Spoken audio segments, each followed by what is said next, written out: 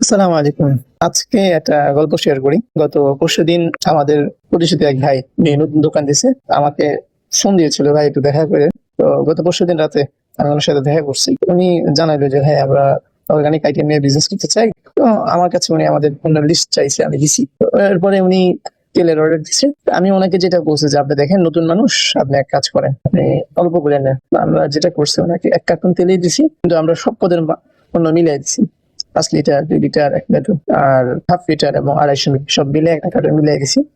আল্লাহ চায় তো পরশু বা আগামীকালকে ওটা পৌঁছে যাবে ইনশাআল্লাহ।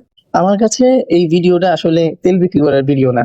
আমার কাছে এই ভিডিওটা হলো আমি একজন নতুন উদ্যোক্তার পথে চলা শুরু হতে পারলাম।